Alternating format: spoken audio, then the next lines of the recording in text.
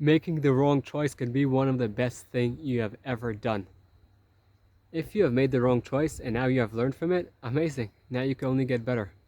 But you know what's the problem? It's not when you make the wrong choice. It's that when you decide, and that's also a choice, not to make any choice. Because if you make the wrong choice and then you learn from it, you're only moving further and you'll be in a better place really soon. If you make no choice, which is also a choice, you're stuck. And when you're stuck, eventually you're going down.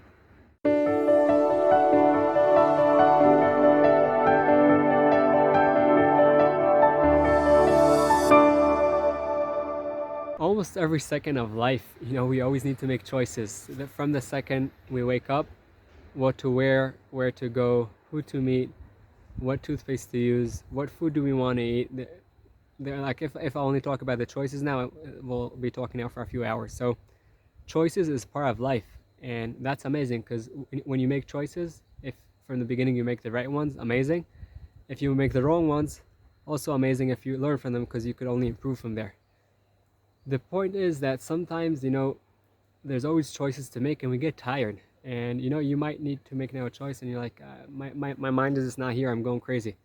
And that's fine. We're human beings and that happens. I want to provide you with a few tips that can help you make choices easier and faster and make your life more comfortable.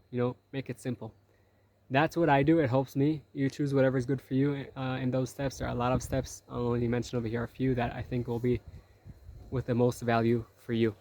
In my latest trip, I was having all kind of difficulties with managing the trip because with the weather things always change, and every time I had to make a choice, what's my next step? Eventually, what I saw that is happening, that I'm building all of these different options, and every time I need to make another choice and another choice and another choice. And like I said, making the right choice and in general making a choice is in every field of life. What I did was, in order to make it more simple, not every time to go through two different million options and debate too much, because when you debate over a certain choice, especially if it's something that's crucial, I'm not talking about who to marry, what business to choose, to sell, to buy, a lot of different things that are pretty crucial. It could drive you crazy. You know exactly what I'm talking about. Like you wake up in the morning, like you just open your eye like that, and it's already, wait, this or that or this or that or both together. So I want to break it down now into a few steps. Write them down. I'll give you an example that how it helped me when I was traveling and in many different areas of life. I want us to be practical. So now when I'm going to give you these few steps, take an example in your life, something that you're debating on a long time, okay? I don't want to just small debate what to eat for breakfast. Take something serious in your life and check if it works. If yes, perfect. If not, contact me and I'll help you with some more steps. But let's start. Step number one, when you need to make a choice, is the timing of the choice. Okay, important decisions, there are certain times to make them. You don't make a choice when you're tired. So now I'll divide it into two. If you're a night person, morning time is not your time to make a choice. There are some people you talk to in the morning and they're like, oh, like the first 3 hours, don't talk to them. Otherwise, they'll throw the chair at you. If you're a night person, make the choice at night. What time at night are you at your best? If you're a morning person, and let's be honest, I think no one's a morning person in terms of so fun to wake up at 4 o'clock in the morning. After we wake up, yeah, we wake up faster, but I wake up early in the morning, and when I wake up, it's not fun. But after that, I'm a morning person. So for myself, for example, important decisions I don't make at night. I made them in the past at night, and I was wrong so many times. I didn't listen to my intuition, and I made judgments that are not right. So number one, make it at your right time. Understand what time in your day is the time that you're at your best, and then make your choice. Number two, write it down. So many times, you have so many things in your head going from here to there, from there to here, and you lose it. So write it down. Write down what are your debates. Why yes? Why no? Why maybe? Again, right time of the day, and number two, you're writing it down. Number three, after you wrote it down, ask yourself, does it serve a bigger picture? So for example, in my hiking, I was trying to accomplish a certain goal, which is summiting a mountain over there, okay? So every time that I was debating between trails, I thought, is this decision going to serve the bigger picture? I wasn't looking at the decision I'm making right now only as one decision. Is it serving my bigger picture or not? Sometimes there are different stimulates from the outside that really kind of take us out of our route. So think, is this choice going to serve me in the bigger picture? After you understand if it serves you in the bigger picture or not, sometimes, by the way, you won't understand if it serves you or not, but you will understand if it doesn't serve you at all. If it doesn't serve you at all, you don't want to make that choice.